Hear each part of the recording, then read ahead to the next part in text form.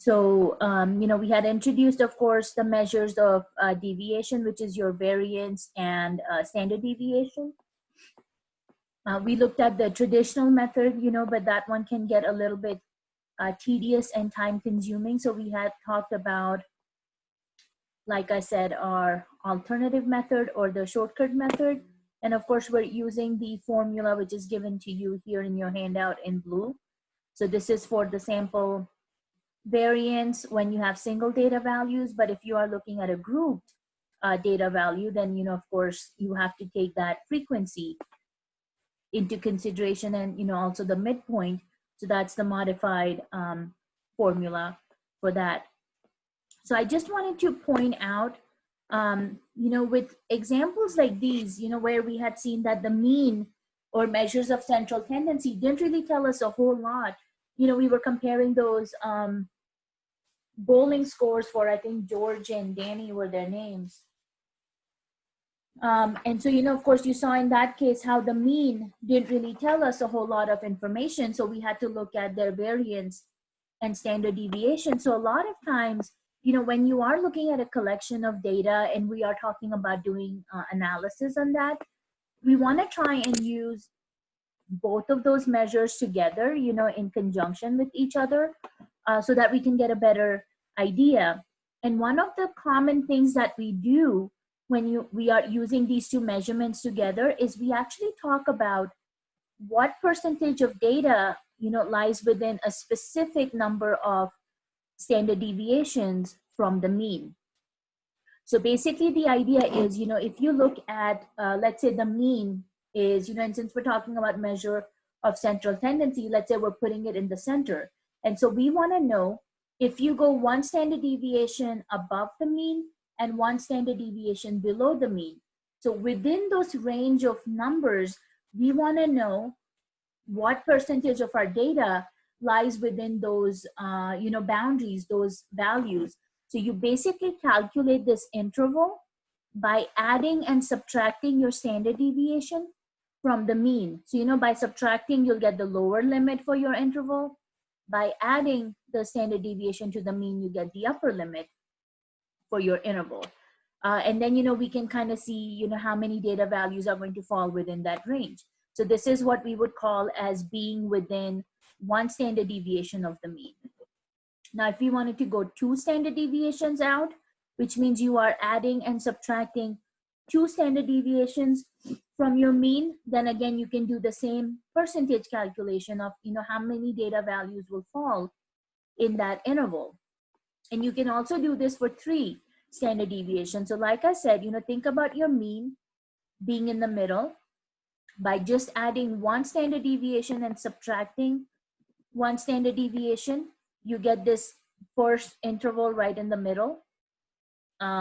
You can also do that same thing by adding and subtracting 2 standard deviations from your mean, and that will give us our second interval. And like I said, we can also take it out to 3 standard deviations. So add and subtract 3 standard deviations from your mean, and then you can see, what percentage of your data value is going to fall in that range. Now, when we get into section 4.4, we will actually talk about this a little bit more in a specific situation, but right now we're kind of doing this in a more open, generic sense. So let's see how we can use this idea of, being within 1, 2, or 3 standard deviations from the mean. So this guy is talking about, Paki Maori is a rabbit enthusiast, and she has 11 mini Rex rabbits that she enters in regional rabbit competitions. The weights of the rabbits are given to us, and they want to know what percentage of the rabbits' weights are going to lie within 1 standard deviation from the mean. Now, what's going to happen in this calculation here, since we're specifically talking about, being away from the mean and how many units away from the mean, we will need to calculate the mean of these data values. Now, remember when we were using these shortcut methods, you didn't have to calculate the mean because it just bypasses that step. But for this example here, of course, since we are talking about how far away these numbers are from the mean, we do need to calculate the mean. Now you can see in this table over here, they're actually giving us the weights of these rabbits in pounds and ounces. So you cannot have two different units of measurement. So since this is in pound and ounces, we're actually going to go ahead and change the whole weight for these rabbits into ounces. So remember, there's 16 ounces to a pound. So you take those pound values, you multiply it by 16 ounces. So that will convert that to 48 ounces. And then of course they're telling us, you know, there's 10 ounces additional. So add that to those 48 ounces and you get your total weight for that first rabbit, and it comes out to be 58 ounces total. So of course we'll do that for all of these remaining, you know, 10 rabbits. So each of the pound values you're multiplying by 16 and then adding that, you know, ounces to the end, and you can see what those 11 rabbits weights come out to be. Now, once you have your data in just one single unit of measurement, you can now start doing your calculations. So we go ahead and find the mean for these 11 rabbits over here. So you can see we're talking about adding all the data values together. So that total is coming out to be 80.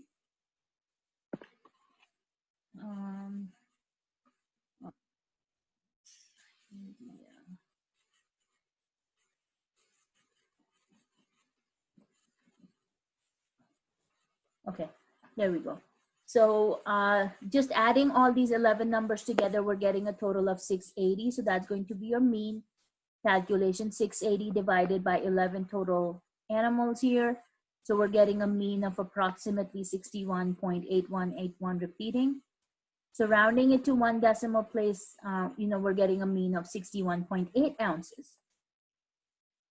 Now to calculate our standard deviation, you can again see we're using the shortcut method over here. Here's the formula, you know, from the blue box. So you can see they're talking about how the summation of x squared is coming out to be 42,186. So remember that value goes in here. Our n is of course going to be 11 since we have a total of 11 rabbits. And then this number over here, which has summation of x and then the square on the outside, this guy of course, you know, is going to be, and I'm not sure why I didn't include those numbers in here, but basically you have 11 times 42,186 minus the square of 680 divided by 11 times 11 minus 1. So that's how you're coming up with this 1646 over 110, and reduce that fraction down, you get 823 divided by 55. So that's going to be your variance. And then when we take a square root on the variance, remember we get our standard deviation. So approximately the standard deviation is coming out to be 3.9 ounces. So now that you have your mean and the standard deviation, so again, our mean is 61.8, standard deviation is 3.9. So you can see how we are taking that 61.8 and then we are adding and subtracting the standard deviation from it. So add and subtract 3.9 and you can see what this interval comes out to be. So 57.9 to 65.7 is going to be this first range, you know, so basically going from here to here in our particular example with the weights of the rabbits. And they want to know, you know, out of the total rabbit population that Hucky has, how many of them will fall under this weight category, this interval. So we're taking those weights in ounces again, and you will see how we are arranging these in order from smallest to largest. Now we know the boundaries for our interval is 57.9. So you know 57.9 is going to be somewhere between 54 and 58. 65.7 is going to be somewhere between, you know, of course, 65 and 66 over here. And then our mean weight of 61.8, of course, is going to be here between 61 and 63. So just between these lower limit and upper limit of our interval, you can see that's 1, 2, 3, 4, 5, 6, 7, 8 different rabbits whose weight falls into that range. So you've got 8 out of a total of 11. Comes out to be a decimal answer of 0.72 repeating.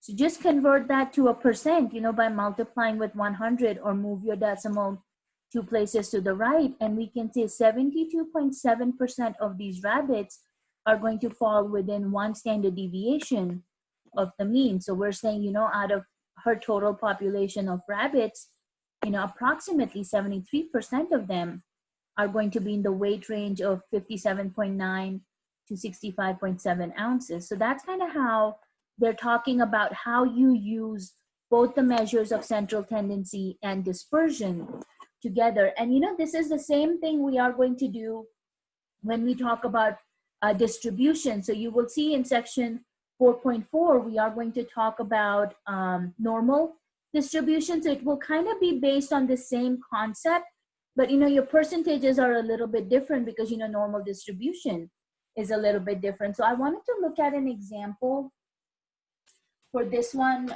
over here with our percentage problem. So let's take a look at one from our textbook here. Let me see which one I want to do. I think we had work on number,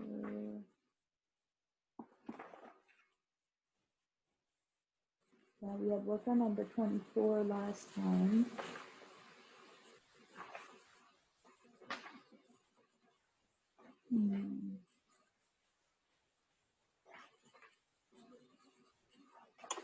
Okay, not the one I'm looking for here.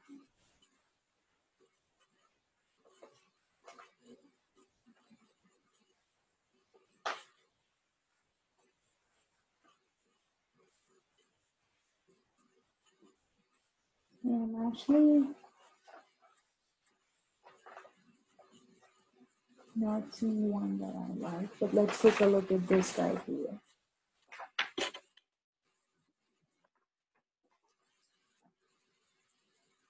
Okay, so let's take a look at number 16 from your textbook.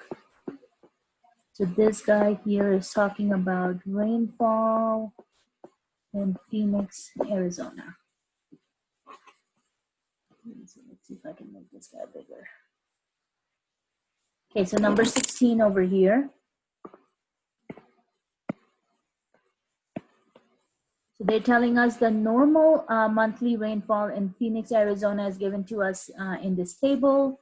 They're saying find the mean and standard deviation, which we know we're going to need that for our percentage.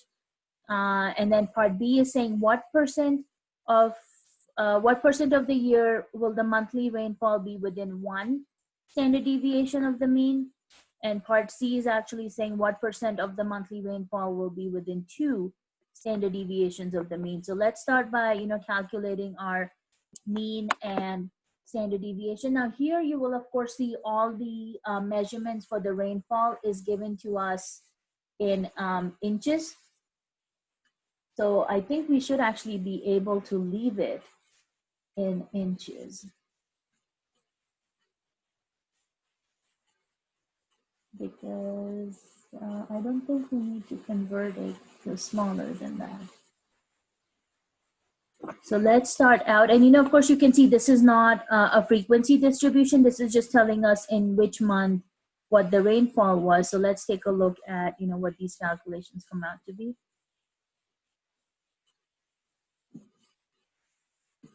So let's move this table over to our notebook.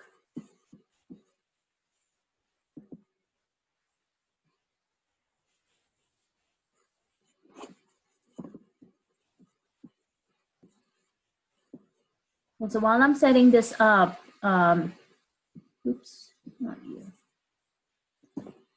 Go ahead and calculate what the total amount of rainfall for this given year is, so that we can, start by calculating our mean for this example.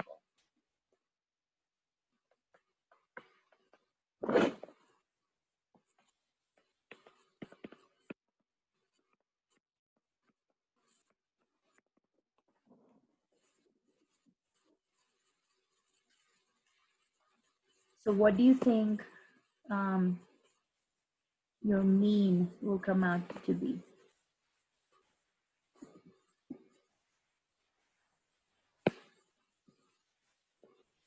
And of course, we know they're giving it to us from January to December. So your n value obviously is going to be 12. So we know that denominator is going to be 12. So what does the total of your x values come out to be?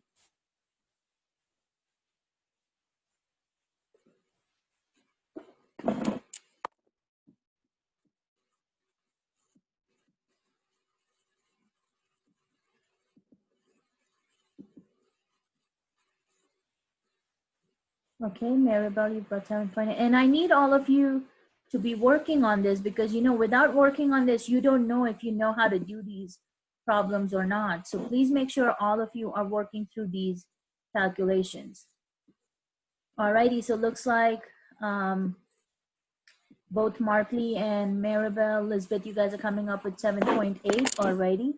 So of course, then if your total is going to be 7.8 divided by 12, then let's see what that raw answer comes out to be. And looks like you're actually getting 0.65 when you do this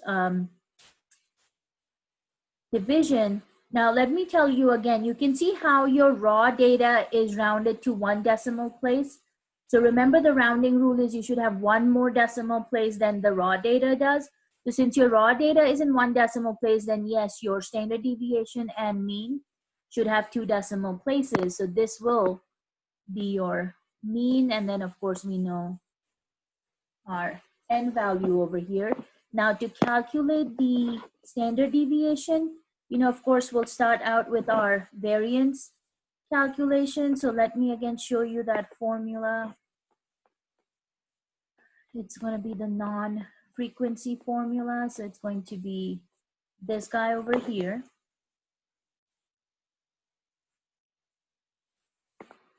So s squared equals n times summation of x squared minus summation of x, and then the whole thing squared divided by n times n minus 1. Now remember, this is a sample, right? Because they're just giving you the rainfall for one given year. So this is a sample, not your population, and that's why the formula will have n minus 1 in the denominator. So now we know the n value is 12.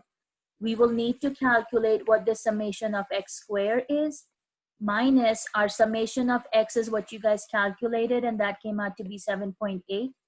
So that would be the squared value, and then denominator here is going to be 12 times 12 minus 1. So we need to calculate this number in here, and what do you think that comes out to be? Because remember, this is where you take each data value, square it, and then add the total. This is where you're going to individually square all of these numbers and then add the total.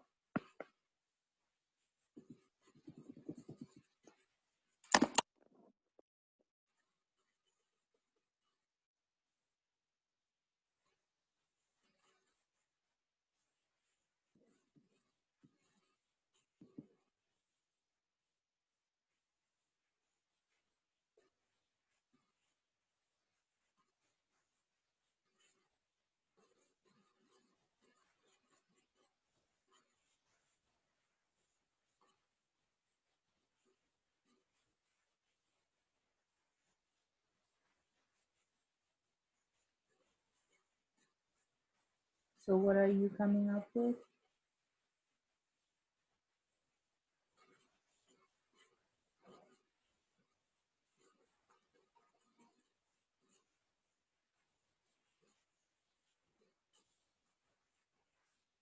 Now, obviously, since you're dealing with 0.7 and 0.9 and 0.2, you're not going to see a huge number, but it should be larger than, of course, the individual data values.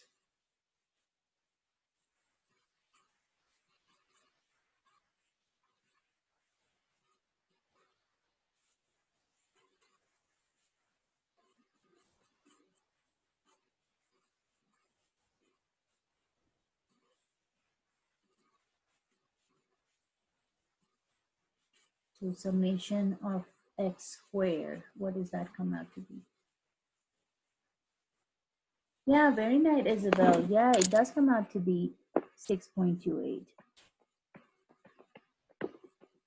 Okay, so now that you have all the information in your formula, we're now ready to solve for our standard deviation. So you're starting out by multiplying this 6.28 with 12, which comes out to be 75.36 minus, then we're doing 7.8 squared.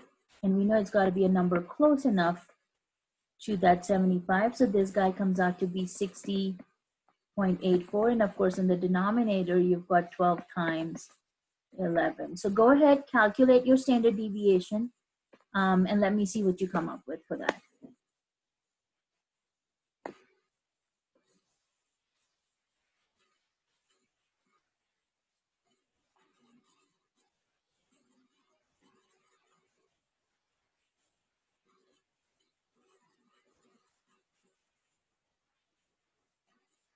Okay, you're getting 0.11.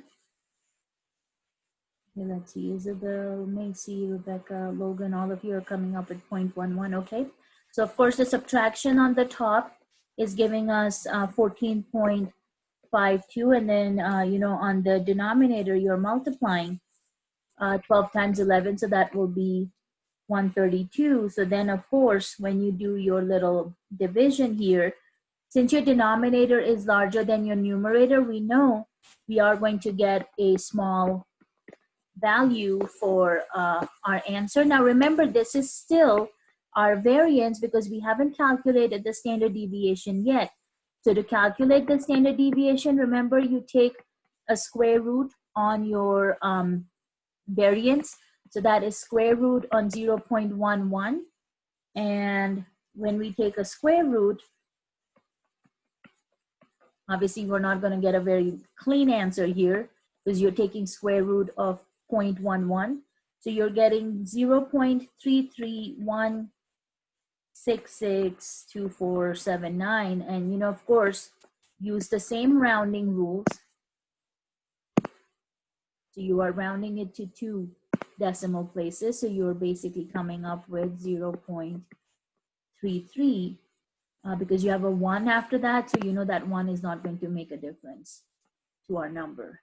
So you've got 0.65 for your mean, and then we've got 0.33 for our standard deviation. So as I was telling you, we know these are going to be fairly small numbers.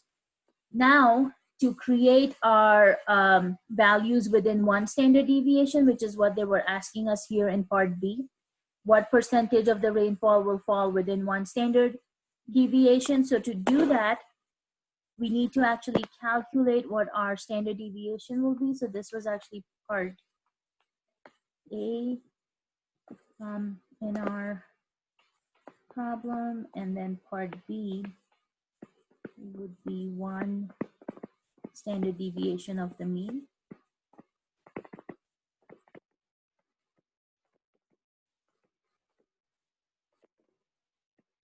So remember, this is where you take your mean, you subtract the standard deviation for the lower boundary, and you take your mean and add the standard deviation for the upper boundary. So in our case, the mean is 0.65. So you will subtract 0.33 from that. And then for the other one, 0.65 plus 0.33. So what do these numbers come out to be?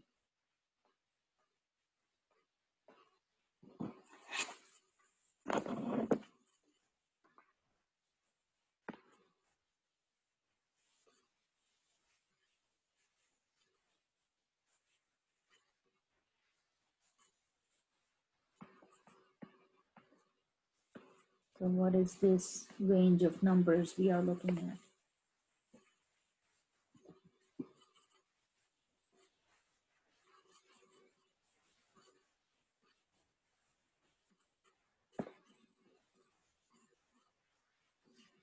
And while we're at it, we'll go ahead and calculate our number for the 2 standard deviation also. And then we'll come back and do our percentage.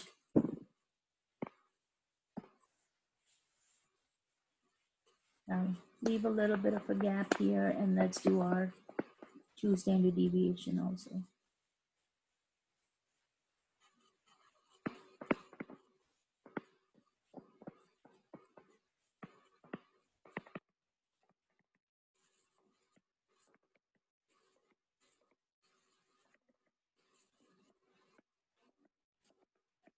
Remember, for the 2 standard deviation, you subtract 2 times S from the mean and you add 2 times S from the mean.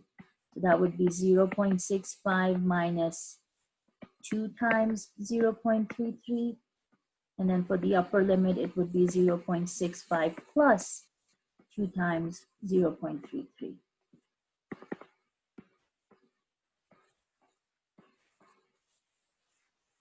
Okay, so let me see what you guys have come up with here. You've got 0.32 and 0.98. Okay, let's see, Becca, Markley, Lisbeth, and Aaron. Okay, very nice. So 0.32 will be the lower boundary and 0.98 is the upper one. Alrighty, very nice. And then let's see what you guys had for the 2 standard deviations.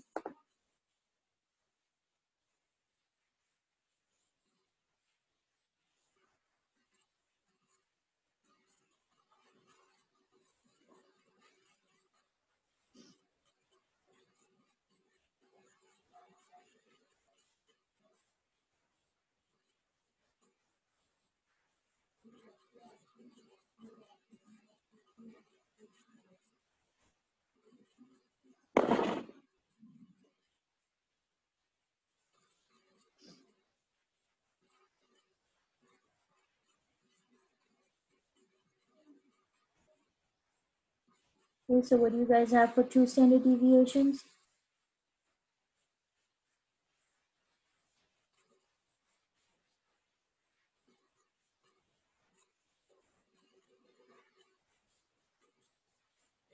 Okay, so the smaller number has to go first.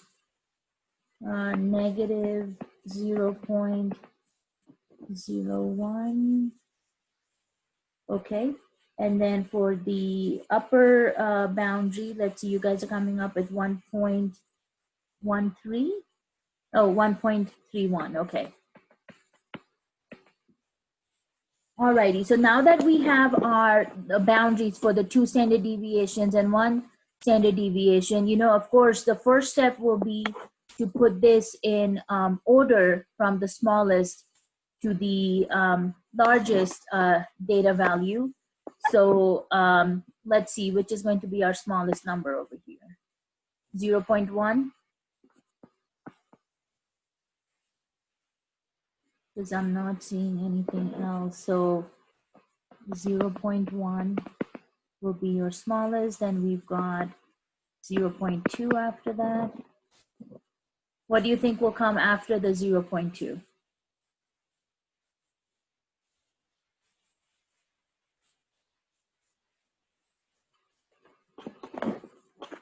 So put these in order, and then we can see how many data values will fall within those intervals.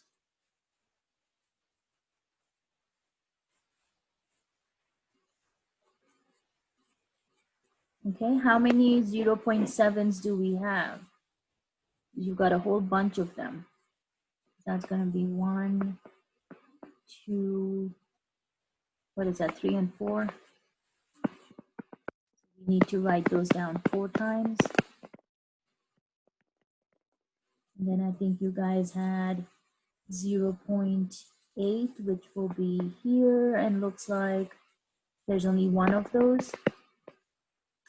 Let's see, then you had 0.9, so that's 1 and 2.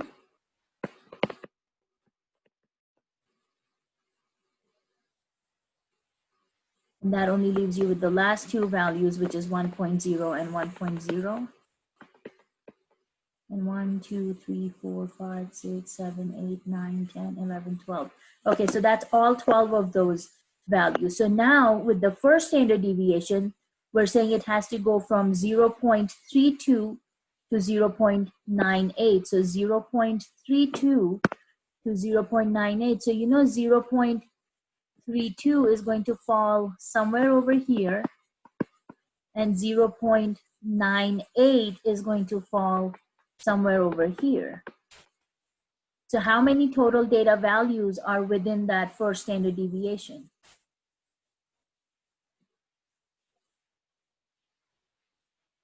So out of the 12, how many of these data values fall in there? Yeah, you're going to have 7, because that's the 0.7, that's 4 of them, plus the 0.8, which is one of them, so that's 5, and then the two 0.9s, so that's 2 more, which adds up to 7. So remember, to calculate your percentage, you will now say there are 7 data values, so this guy has to be 7 out of 12. So as a percentage, what do you think that number will be? Because you know they are asking you for the percent.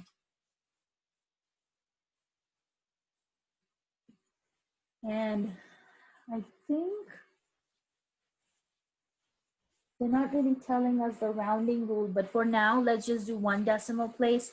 And if it's different in your homework, then you can adjust it accordingly. Alrighty, Aaron, Becca, you guys have 58.3, because when you just do 7 divided by 12 as a decimal answer, you are getting 0.58, and then we have 333 repeating. So to convert this to 1 decimal place as a percent, you know, of course, we move our decimal 2 places to the right, and then 0.3 for that first decimal place. So 58.3% of, you know, the rainfall in a given year falls within 1 standard deviation from the mean, which means we are saying for the entire year, approximately 58% of the time, you are going to get anywhere from 0.32 to 0.98 inches of rainfall. What was this, in Phoenix, Arizona? Obviously, the same thing is going to happen here with 2 standard deviations. So you are going from negative 0.01 to positive 1.31. So using those, can you tell me what percentage of our data is falling within 2 standard deviations of the mean? Going from negative 0.01 to 1.31, positive 1.31.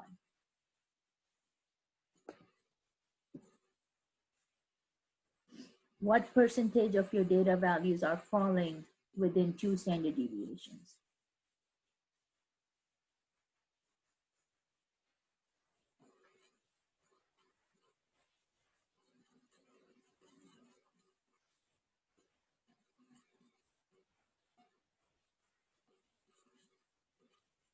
Ethan, very nice. Yeah, because you know, when we're talking about negative 0.01, you know, that's going to be the extreme left end of our data set. And then your positive number, the upper limit was 1.31, which is of course after the 1.0. So you will see all of those 12 data values fall within that range.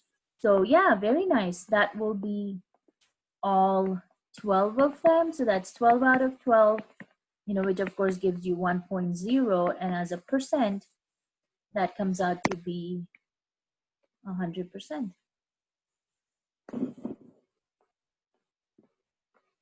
Questions on this example here, guys? Okay, so you can see your mean and standard deviation calculations are obviously the same. The only extra thing we did here was calculating these percentages for the 1 standard deviation, 2 standard deviations away from the mean. Alrighty, so let's see. So this was from your section 4.3. Now, let me introduce section 4.4 to you. We're probably, I don't think we'll be able to get all of it done, but let's see how much we can get done. I actually have one more assignment I want to show you guys. And that is to do actually with sampling and biases that can show up in statistics. But before we get to that, I do want to introduce this normal distribution to you. So, you know, these calculations that we did here of calculating percentages. Now, this was, like I said, in a more generic form. This was not specific to normal distribution, but, you know, normal distribution works for specific types of examples because they have to show this pattern for us to be able to use normal distribution on that. So they're actually using the weight of bags of corn chips over here, and we had seen this example in the previous section or the section before that, but you can look at this histogram over here. So on the x-axis, we have the weight of these corn chip bags in ounces.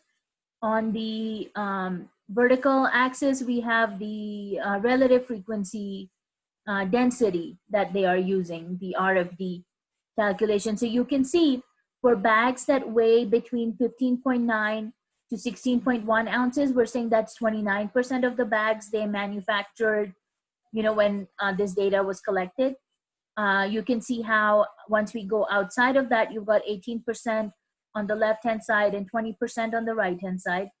If we go one more level out of that, you've got 12% on the left, 10% on the right, and then, you know, the third level out, you've got 5% and 6% on left and right, respectively. So if you look at the histogram in general, you will see most of the concentration of our data is towards the center, right? Because you've got the 29%, then the 18 and the 20%, and then, you know, it kind of starts tapering off as you start going, you know, towards the left and the right-hand side. So this is kind of something you would see typical in examples that we are using for this normal distribution. And what we actually do is, you know, of course, the first thing also you should notice is we have some sort of a rough symmetry in our histogram, because you can see, you know, the percentages are a little off, but, you know, they're close enough to each other. So you start in the middle, and as you go out, you will see that, you know, we're kind of evenly distributed. So, you know, just think about in terms of symmetry. If you were to fold this histogram right in the center, you know, your two halves would kind of overlap or coincide with each other. Now, this is not a perfect symmetry, so that's why we say they are nearly symmetrical. So for any type of distribution that would be nearly symmetrical, you know, the data would be concentrated towards the center or the middle of your histogram. These types of examples are what we can use the normal distribution on, or we say this is, you know, you can use a bell-shaped curve to kind of simulate these examples. And, you know, of course, your normal distribution or your bell-shaped curve will end up looking like, you know, this kind of shape.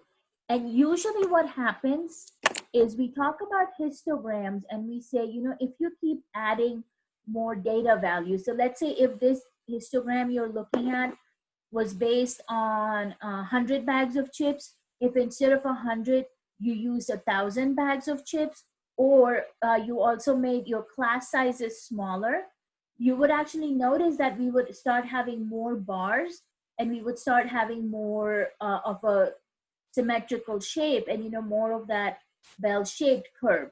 So for examples that will display this near symmetrical behavior, and like I said, your data has to be concentrated towards the center, we can use this concept of a normal distribution on that. But before we get into the discussion with normal distribution, let's define our variables over here. So remember, variable can be a value for any unknown quantity, or a value that will keep changing as the situations keep changing. So here we're talking about, you know, if you think about the number of children in a family, we can say this is going to be a value that is variable, because, you know, obviously it's going to keep changing from family to family. So when we talk about the number of children, you know, we would use numbers like 0, 1, 2, 3, right? They would all be whole numbers. So anytime you have values that are separate from each other or values that are going to be discrete, those are what we call as discrete variables. And the best way to think about discrete variables is that they will involve counting. Any variable that you would need to count the values for is going to be a discrete variable. So, you know, the number of students in a classroom, of course, we would have to count them. Like they're talking about the number of children in a family. You know, any process, any variable that involves counting, you can describe those variables as discrete. Whereas if we're talking about continuous variables, you can think about the example of a person's height or weight, because, you know, think about it, we measure in whole numbers because we find it more convenient, but that doesn't mean that's how a person is growing, right? And you can see in the example here, they're talking about a person is not going to go directly from 67 inches to 68 inches. They're going to gradually grow, right? So they will be 67.2, 67.5, maybe 67.7. So they are going to make through all of those different values between 67 and 68, you know, by the time they get to 68 inches. Same thing with weight. You don't go directly from, you know, 100 pounds to 110 pounds. You are going to gradually go through all those different values. So when we're talking about continuous variables, we're saying a variable is continuous if it can assume any value in the interval of real numbers. You know, whereas when we talk about discrete variables, we are saying there will be gaps between your possible values. But with continuous, we are saying it can assume any value between those intervals of your real numbers, between basically the gaps of your real numbers. So think about when they're saying if a person claims to be 67 inches tall or their weight is 152 pounds, you know, technically their true value could be 67.13157 inches. Their weight could be 151.87352 pounds. And, you know, like I said, we use whole numbers because it's convenient. A lot of times, you know, the scales you may be using, the ruler or the scales to measure the height or the weight, you know, depending on what they have calibrated them to, you may only be seeing whole numbers. But keep in mind, just because the measuring scale is using whole numbers doesn't make your measurement a discrete variable. It can still be a continuous variable. So as you can see, we're talking about continuous variables as a number that can take on, you know, the whole number values, but it can take on anything in the middle also. Whereas with discrete variable, it will go from 0 to 1 to 2 to 3. So it will not take any of these middle values, because this is where we are talking about, you know, having gaps in your counting when you're doing. So remember, discrete is based on counting. Continuous is based on measurements. And I'm trying to see. So yeah, basically just keep in mind that continuous uses measurements, discrete uses counting. So when we're coming back to our discussion for normal distribution, this is actually based on your discrete variables, not continuous. So the collection of all possible values that a discrete variable can have basically forms your countable set. And that's what we will be using, you know, for our normal distribution over here. So they're talking about, just as an example again, how many children in a family.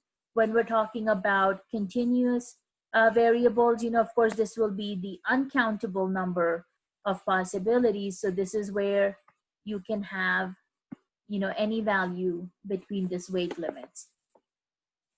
Now, they're actually kind of talking about, you know, when we're looking at a sample of continuous variable values, we know some of those values can occur more than once, right? They can occur often. So this is where the idea of your frequency distribution comes in. And of course, based on the frequency distribution, we can create those histograms. So they're saying the weights are clustered near the center of the histogram. And as you go out towards the end, those numbers start getting smaller. So if a continuous variable has a symmetric distribution, then we are saying your largest concentration is going to be at the center. The lowest is going to be at the ends of your distribution. And so for continuous, sorry, I said that backwards. For continuous variables, we use normal distribution. For discrete variables, we actually use, trying to remember the name. I think that's the Poisson distribution. I'm not sure we're going to talk about that in this class.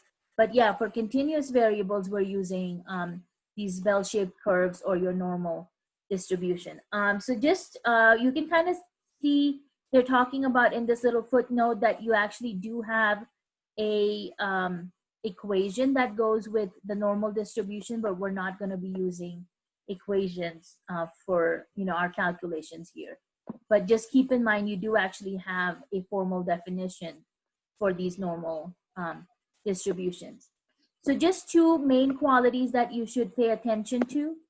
And I think I've kind of said this a couple times now, your frequencies of the data points near the center or the average have to be higher than the frequencies and data points which will be farther away from the center. And then of course, this is also very, very crucial. Your distribution has to be symmetric, because if your distribution is not symmetric, you cannot use normal distribution. And the great thing about using normal distribution is your mean, median, and mode actually all end up coinciding at the center, which means they will all be the same value, the same number. And that is going to be true for all examples of normal distribution. So they always end up coinciding. And then there, again, here in the paragraph here, this is kind of very important. They're talking about how we use the percentages in a normal distribution, what the spread of our data values is going to be. So when we are talking about how many data values are going to lie within one standard deviation as a percentage, we are actually going to say slightly more than 2/3 of your data, which comes out to be approximately 68.26%, will lie within one standard deviation of your mean. For two standard deviations, we will say approximately 95.44% of your data values will lie within two standard deviations of the mean. And by the time you get to 3 standard deviations, we're saying that's going to be almost all of your data. You're going to be at 99.74% of your data, which will lie within 3 standard deviations of the mean. So you can see how these percentages are going to be different than the example we had just looked at. With our example over here, with 1 standard deviation, we had 58.3, whereas with our normal distribution, we're saying that's going to be about 68.26%. Again, in our example, we had 100% for our 2 standard deviations, but with normal distribution, you're looking at about 95.44%. And by the time we get to 3 standard deviations, we're just shy of 100%. We're still at 99.74%. And this is going to be the standard. So whatever example you bring in, as long as it's a continuous variable and it follows these two main qualities over here about having the maximum frequency of your data in the center and it tapers out towards the end, and your distribution is symmetric, these percentage values will stay the same. Another thing, we actually use these Greek letters mu to represent our mean and sigma to represent our standard deviation. And with normal distribution, we are basically saying that these qualities can be basically applied to the entire population for the example you are looking at. So even if you got this from a sample, you can still expand it and you can say, okay, I can actually still apply this to the general population, whatever example you are looking at. And that's the reason why we actually end up using these Greek letters when we're working with our normal distribution over here. So I really like this little graph you have over here because it, kind of falls into this little example we had looked over here. But, in this case, we cannot give a standard percentage value because this was just in a generic sense for any kind of example. So you don't have a set percentage. But when we get into normal distribution, you can see within one standard deviation, you're at 68.26%. For 2 standard deviations, we are at 95.44%. And then, of course, when you get out to 3 standard deviations, you are at 99.74%. So let's see how you can, use this idea with our examples here. So they're telling us the heights of a large group of people are assumed to be normally distributed. And you will need to look for this keyword. They have to either tell you normal, that your data is approximately normal, or they have to tell you it's normally distributed. Because if they don't give you that little terminology there, you cannot make the assumption that your data is normally distributed. So always, and that's a good hint when you are working through this in your homework, quizzes and exams, is to look for that keyword. Is it approximately normal or is it normally distributed? Because then you will know, okay, I can actually use these, percentages that we are given over here. They're telling us the mean height for these group of people is 66.5 inches. The standard deviation is 2.4 inches. So now they are saying find and interpret the intervals which will be representing 1, 2, and 3 standard deviations from the mean. All right, so we've got our mean, we've got our standard deviation. So remember, you add and subtract your standard deviation once to find your upper and lower limit. So that's what they have over here. They're just giving it to you as a plus or minus sign with 1 times the standard deviation. And actually this should not be an S because we're using sigma over here. So just by adding 2.4 and subtracting 2.4 from 66.5, you can see we come up with our endpoints for that first interval. And then using these percentages, we know because this is normally distributed, 68% of these people in this large group that we're talking about are going to fall between the heights of 64 and 68.9 inches. If we change this calculation to calculate within 2 standard deviations, so that means we're doing 2 times sigma and then adding and subtracting that from our mean, you can see those boundaries come out to be 61.7 to 71.3. So then again, using the same percentage which is given to us, we can say approximately 95% of the people are going to fall between the height of 61.7 to 71.3 inches. And obviously just expand that through 3 standard deviations being added and subtracted from our mean. And that's giving us 59.3 to 73.7. And again, this is the very last category. So that's your 99.74. So almost all of the people, but not quite, are going to be falling between this height range of 59.3 to 73.7. So you can see in this case, they are not giving us individual data values like we saw in our previous example, right? Because you don't have this whole table of data values, so we can count and see, okay, how many people fell into that range of 1 standard deviation or 2 standard deviation, because you don't have any of that information. So this is what normal distribution does.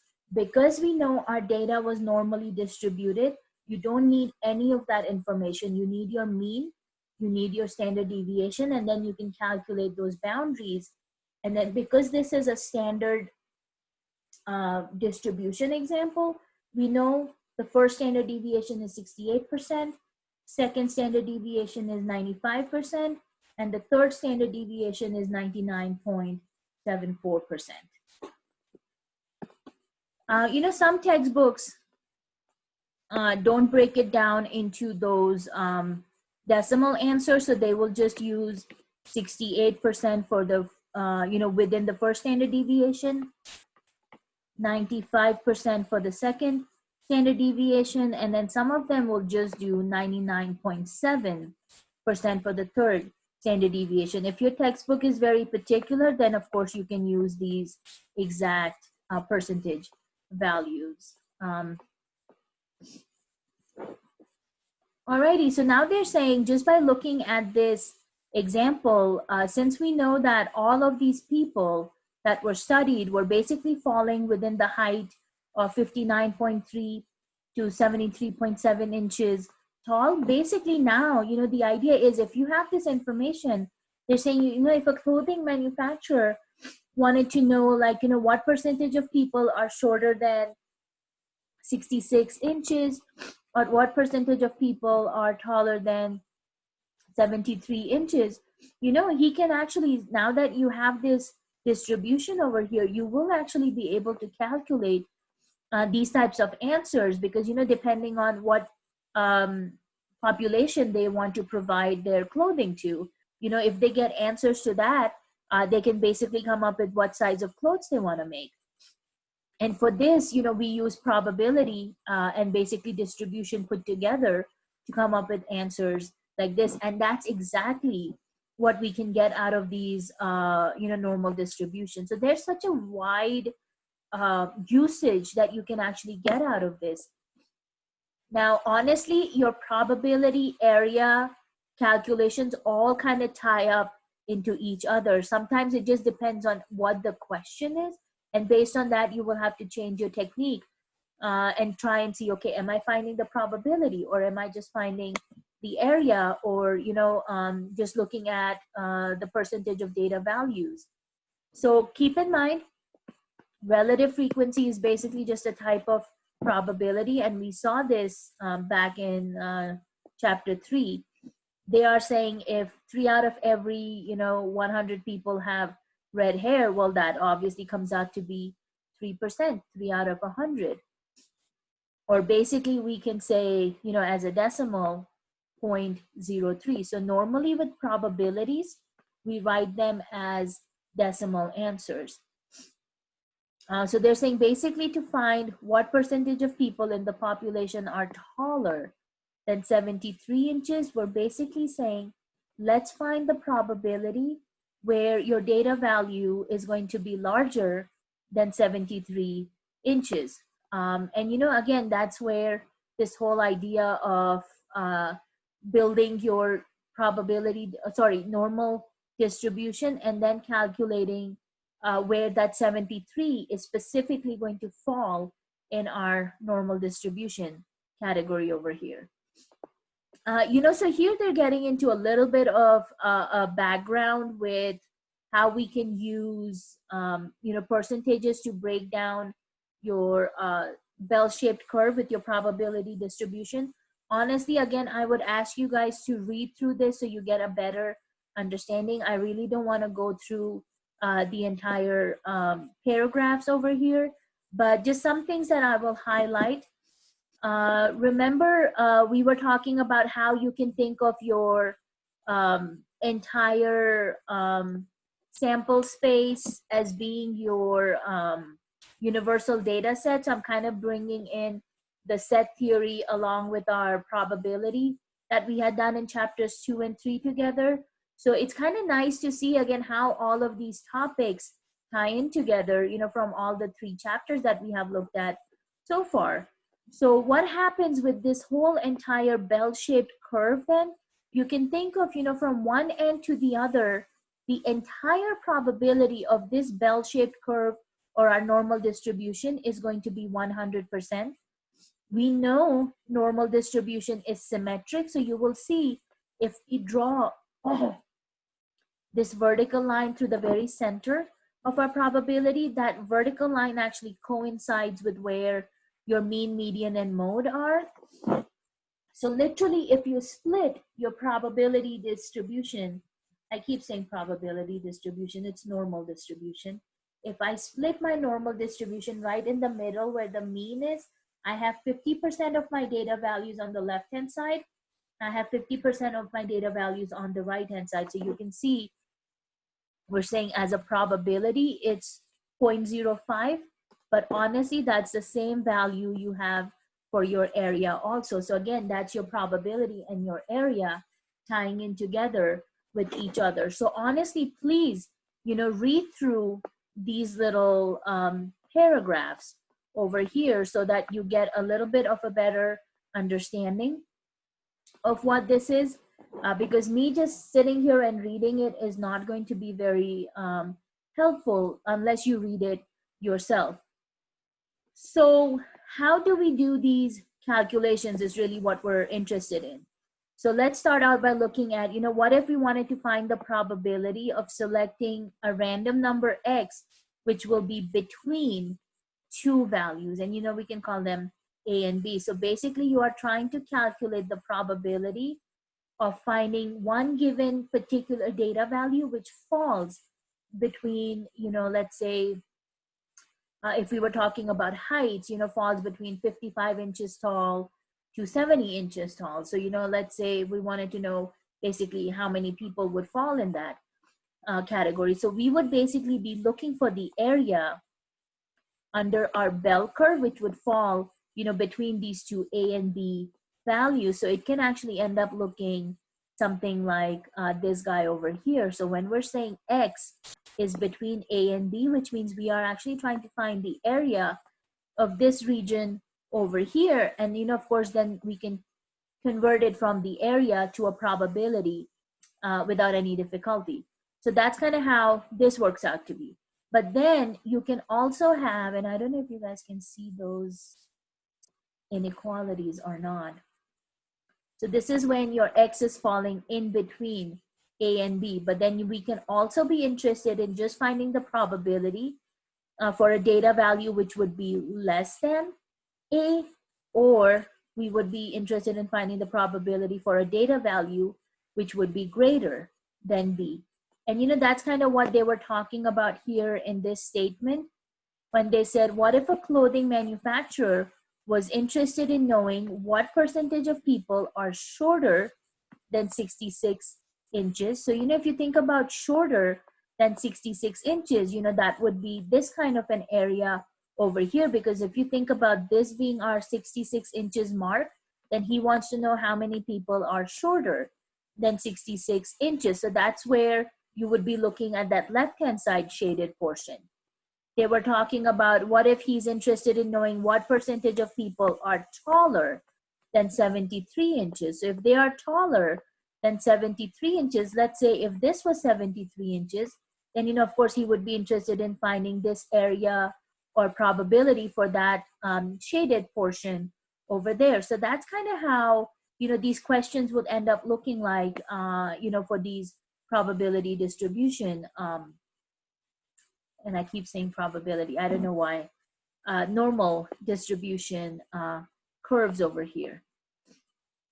Again, just a little bit history on Carl Gauss. Obviously he was also very fundamental with these normal distribution calculations. So again, kind of nice information about him in your textbook. Alrighty, so let's talk about how to perform these calculations. Now, when we're talking about the standard normal distribution, we're basically talking about using your mean to be 0 and your standard deviation to be 1. because if you try and do this with different examples, and let me show you that over here. If you try and do this with different examples, you know, if we were talking about, let's say, about the heights of people, well, in this case, you could get the mean as, I don't know, I'm just going to use a random number, let's say 70 inches, and you could have a standard deviation of, you know, 10 inches.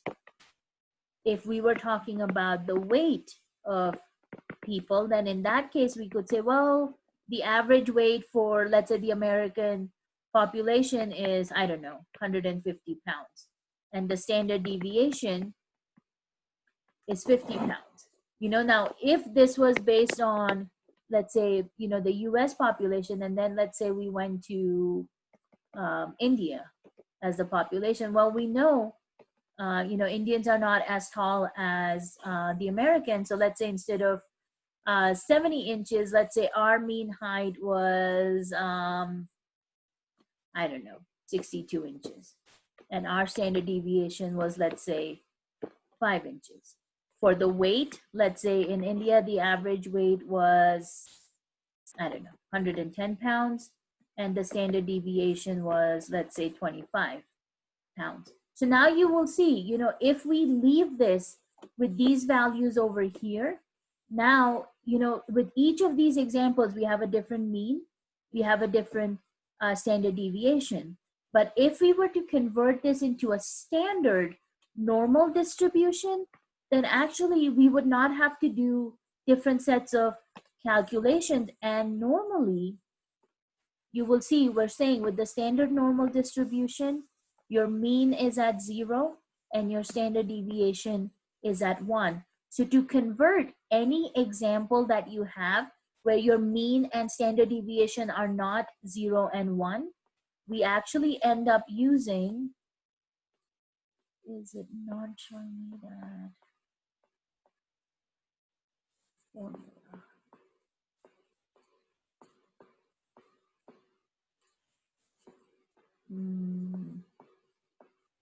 Thought I had that in here. Oh, down here. We actually end up using this formula over here to convert any regular normal distribution into a standard normal distribution. And this number is what we call as the Z number, because then it actually helps us decide at what location your data value is going to be with respect to a standard normal distribution. So just coming back over here, you will actually see we're doing a little bit of comparison. We're talking about, if you look at this image right here in the center, you can see how you have, both of them are bell-shaped curves, but the one on the left is a little bit more spread out.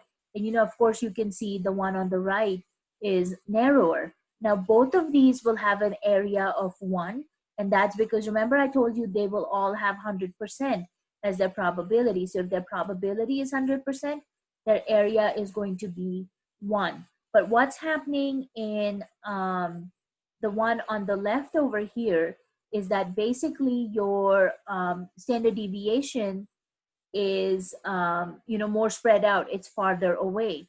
In the graph on the right-hand side, your standard deviation is very close to the mean. So that's, you know, where the spread of your data comes in. You know, how spread out your standard deviation is, or how close to the mean it's going to be, will give you the two different shapes of your bell-shaped curve over here.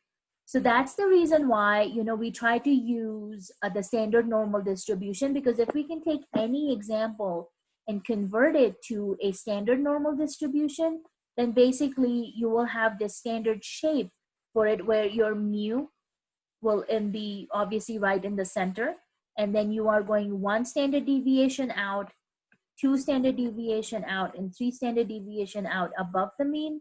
And, you know, of course, this will be 1 standard deviation below, 2 standard deviation below, and 3 standard deviation below the mean, except these, you know, values would, of course, be subtracted, so you will be less than the mean. But this is what you always are trying to do, is take any normal distribution and convert it to a standard normal distribution by using these Z-scores So they're talking about how you can actually call the standard one as a Z distribution.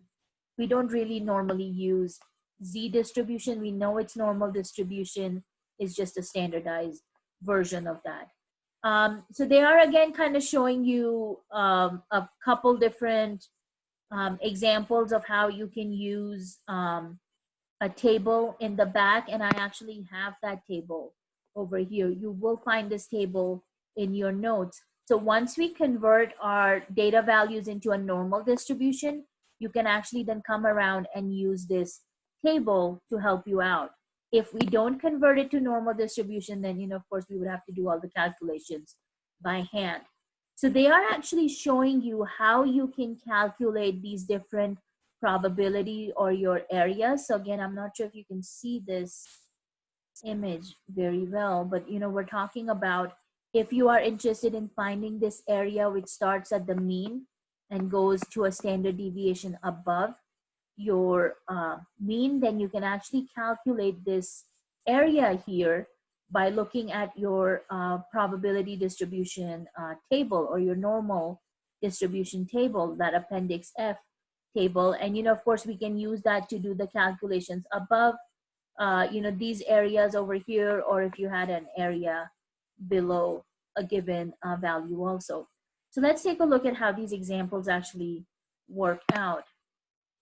And my recommendation to you guys would be, you have this table in D2L, go ahead, download it, because you will need this for any kind of example you are working with these standard normal distributions. So just go to your D2L course shell, look under the classroom handouts, and you will find this table under section 4.4. So this first example we are looking at is asking us to find the probabilities, which also correspond to the area, where they're saying Z represents a normal distribution. So they are saying find the area or the probability that your data value is going to fall between 0 and 1.25. Now remember, we are talking about a standard normal distribution, which means we are breaking these values from 0 to +1, +2, +3, -1, -2, -3. So when we're talking about a number being between 0 and 1.25, you know that 1.25 is going to be slightly more to the right of number 1. So you can see this area that we are looking at goes from 0 to 1.25, and we want to know basically what is the area of this region, or in terms of probability, you know, what the probability is that we will find a score which will be between 0 and 1.25. So the way your table actually works out for calculating these probabilities or these areas is, by default, your table is always telling you the number which is going to be to the right of the mean. So right now, this Z star number for us is 1.25, and we're interested in finding this area. So what you do is you look for 1.2 on the left-hand side column. So we would need to get to 1.2 down here. And then for this 5, which is in the second decimal place, this would be the column that you would be looking at. So the 1.2 is going to be, you know, the headings of your rows. And then the 5, that's the second decimal place, is going to be this column. So when we go down, you will see again, this is our 0.05 column. So where the two meet is where you will find the area or probability for your shaded portion. So this is going to be 0.3944. So when we come over here, you will see that's the probability that we are coming up with. And, you know, of course, they're showing you that here in the little illustration also. So by default, this table over here is always going to show you the area that starts from the mean and goes to the right-hand side. Now, if you wanted to find the area in this portion or find the area in this portion, then it will actually involve a little bit of calculation, because you will not get that answer directly. The table gives you the answer for, you know, what they're showing you here as the shaded portion. Now for part B, they were asking us to find the area that is greater than 1.87. So that's actually not starting at the mean. You can see this is starting at a z-score of 1.87, which will be somewhere over here between 1 and 2. And they are actually asking us to find the area of this little tail portion over here. So this is not the area that you are finding. It's this one over here, you know, which was shaded in blue originally. So the way you calculate this guy here is we would still need to go to the table and look for 1.87.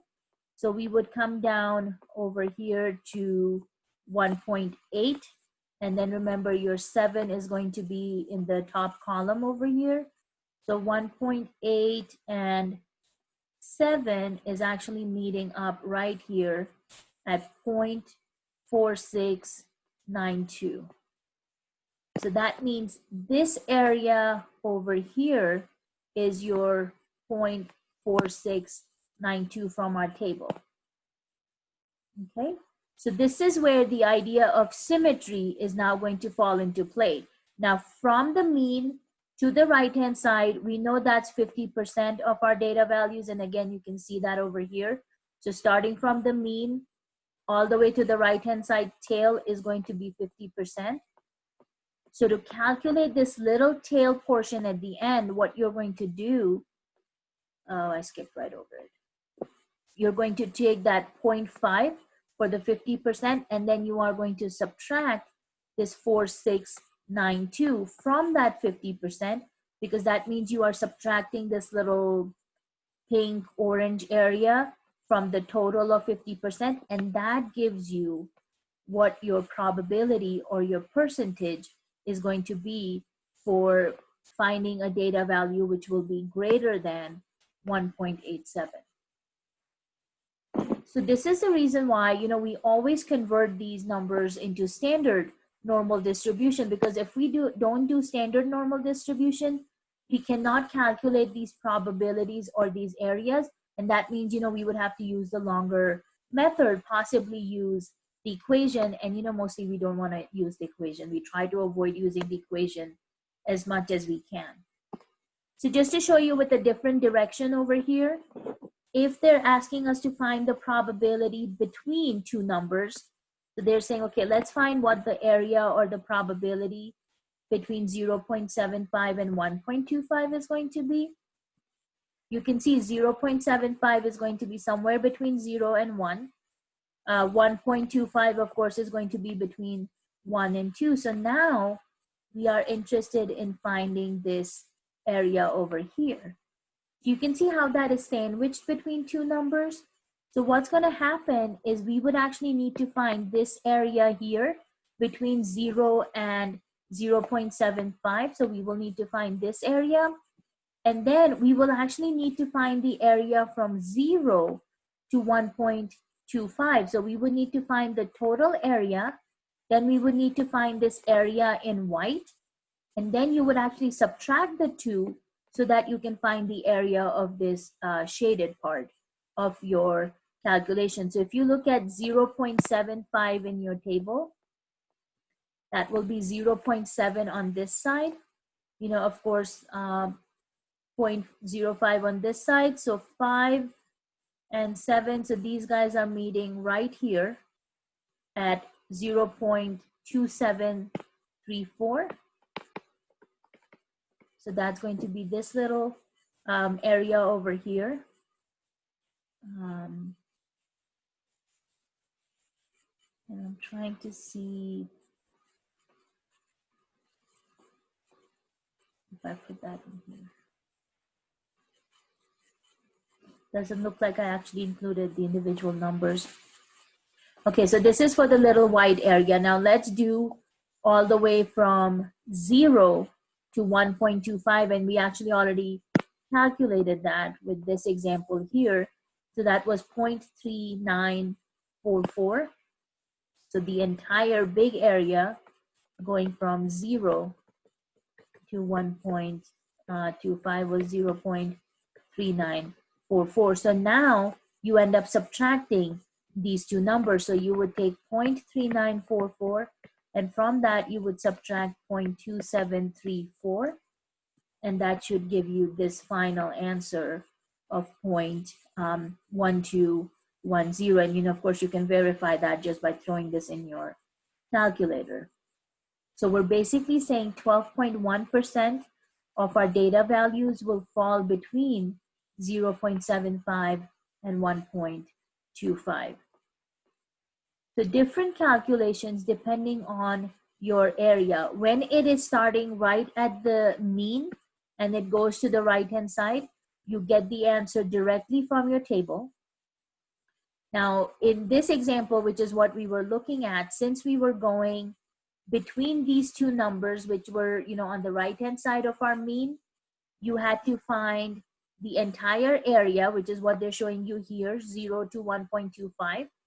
Then you find the area for just 0 to 0.75, so this little orange pink area, and then you end up subtracting those two, so that will end up giving you the area, which is this little blue guy at the end, and that's what we do over here.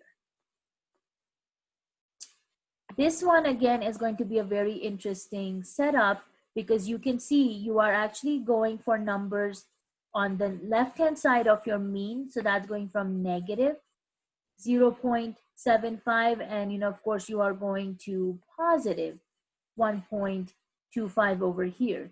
Now there are multiple different ways that you can do this, but basically they are saying you can actually find the area for the left hand side and find the area of the right hand side, and then you can add those areas together. Now since we are talking about symmetry, so if you think about this little area over here, which goes from 0 to negative 7.5, that area is actually going to be the same if you found it from 0 to positive 0.75. So this area is going to be the same. So you can actually just use your table and go from 0.75 and use this value of 2734. So that's going to be the area for this guy.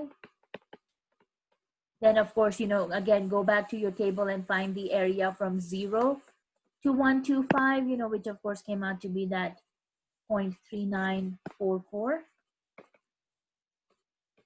And now just go ahead and add those two numbers together, and you can see right over here, you get the total area of 0.6678. And right now, guys, we are doing this just to get you comfortable with using the standard normal distribution, comfortable in using just how to calculate your area, and then we will, put these in terms of applications. So right now we're not doing this in terms of specific examples, for height, weight, or any of that. Right now you're just doing this in a very, very generic form till you get comfortable with how to use the table and standard distribution, normal distribution. So let's pick a couple examples from our homework over here, just so that we can do a little bit of practice with this.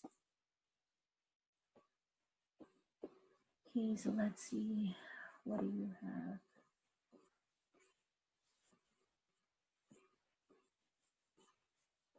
Okay, so let's do a couple of these examples here.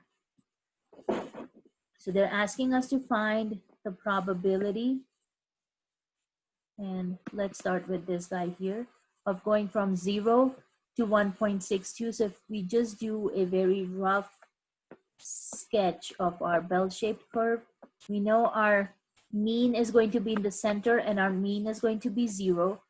Positive 1.62, is going to be between 1 and 2, somewhere about halfway. So you would have positive 1.62. So they're asking us to find this area, which will go from 0 to positive 1.62. So when we go to our table, we are actually going to find, what the value is going to be. So you've got 1.6 you've got 2 over here. Yeah, very nice, Aaron. So 1.6 and 2 is giving you 0.4474. And honestly, that's your answer because this is going on the right-hand side of the mean. So 0.4474. You know, this was, of course, one of the easiest examples if you are on the right-hand side of the mean, you know, starting at the mean. But now let's take a look at example B. This is between two numbers. So this graph, again, that's obviously not a bell shape, but it should be a bell shape. You're going from 130, so 1.30 to 1.84. And again, we know these are both positive numbers, so they will be on the right-hand side of the mean. But now they are actually interested in this area over here between these two numbers. So this is the one where we have to do a little bit of calculation. So you will actually find what this area here is. So we will need to find this area, and then also we will need to find the larger area, which is in the blue. So that will be going from, you know, 1.84 to 0. So let's find the 1.30 first. So 1.3, and since they're talking about 0, you know, of course, that's going to be the very first column. So 1.30, you are looking at 4032. So that's the one in red, 0.4032. And then for the larger area, which was in blue, you know, we will have to go to 1.84. So when you go to 1.8, it's down here. And then for 4, it's this column here. So 1.84 is bringing us down to 0.4671.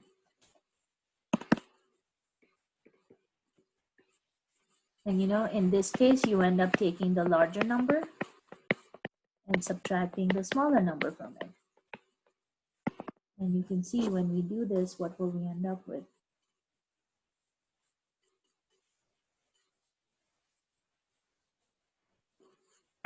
You know, obviously you're going to be in decimal, so you will end up with 0.639. So basically we're saying you're going to have about, you know, 6% of your data values fall in that green shaded region that you have. So that's going to be, you know, for this area here between 1.30 and 1.84. And so you can see there are a bunch of different examples over here that you can look at. I actually wanted to highlight this last one over here, part F, because this one we haven't actually seen in our handout yet either. So we've got our mean at 0.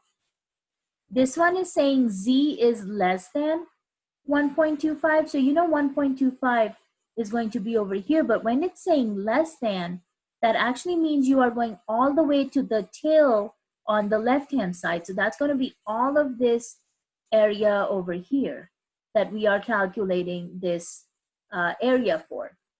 So this one actually will not be so bad because remember from the mean, the left-hand side we know is going to be 50% because of that symmetry. So honestly, all you have to do is find this area between 0 and 1.25, add that to the 0.5 from the entire left-hand side,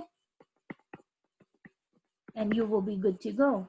So we know that 1.25, we've done that calculation a bunch of times now. 1.25 is your 0.3944. So you're adding 0.3944 to your 0.5. And you know, of course, that will come out to be, yeah, very good, 0.8944. And you know, of course, you can verify those answers over here because these are odd numbered problems. For that matter, even the first one. So I would like you guys to practice a little bit with this probability calculation. And, you know, honestly, let me clear this out. And, you know, again, you can see these different calculations over here. You know, I would say kind of go over these because this is talking about the exact type of example that we just looked at. If your answer was less than that 50% area, because you can see how much smaller this area is, then we actually have to use subtraction to come up with these answers. So again, look at these you know, questions over here. But what I would like to do next time is start from converting to the standard normal distribution, because with applications, I think it helps out a lot more to see, you know, how these area and probability calculations come out. But I would like you to practice these generic examples so you are feeling a little bit more confident with just these probability calculations, you know, using your standard normal distribution. So actually this guy took us so long that I was hoping to have the last 10 minutes to talk about this example over here. So I will have to do that for our class on, what is it, Tuesday? Because that's when we will be back. So what I want to kind of give you a heads up for Tuesday's class is one that we will look at this handout with the sampling techniques and bias, because that is also something I want us to talk about. And then what I will actually have you guys do for Tuesday's class is I am going to give each one of you a data set, you know, just raw data. And what you guys will have to do is calculate your mean, median, mode, mid-range, and your variance and standard deviation. So this is going to be like a practice run for you guys so that, again, I can see that you are comfortable working with just, you know, raw data set, and you are able to come up with your calculations. Because what's happening on Tuesday is that I will not be able to stay for the entire class. My mom is actually having a little bit of trouble with her side effects from her cancer. So we have to go see her doctor because they are not able to get her blood pressure and some other symptoms in control. So we're a little bit worried about, you know, all of the side effects that she's having. So that was the only time her doctor could see her. And, you know, it really sucks because I hate missing class for any reason, but, you know, obviously I cannot work around, you know, her medical situation. So I will meet you guys on Tuesday morning. You know, we will go over our sampling, random sampling and, bias and sampling handout. And then I will give you your data set that you guys will be working on. But then after that, I will need to leave so that I can get to her doctor's office in good time. But then what you guys will be doing is basically working on this assignment that I give you and turning it in online by the time class ends. So even though I will not be here and we will not be on Zoom once I leave, I do want you to work on those assignments and turn it in. And I will make that part of your, you know, grade. I'm not sure if I want to do this as a homework grade or a quiz grade. I will kind of see where you get the most benefit from, but this will definitely count as a grade. The sampling and the bias handout is part of homework, but the data set that I will give you that you will be doing your mean, median, mode, variance, and standard deviation calculation on, that one I'm going to try and see. I think I'll probably make it part of your quiz grade, so that kind of helps boost up your quiz grade a little bit. So that's kind of what I am thinking about it right now. So just keep in mind, we are still meeting on Tuesday morning. We're just not going to be in class for the entire length of class time, but you will work on this assignment and turn it into me by the time class ends, you know, at 11:40 a.m., okay? So if you have any questions, please let me know. Otherwise, I will see you guys on Tuesday morning. So have a great weekend, guys. Be careful and take care. I will see you on Tuesday. Bye, guys. See ya. Take care.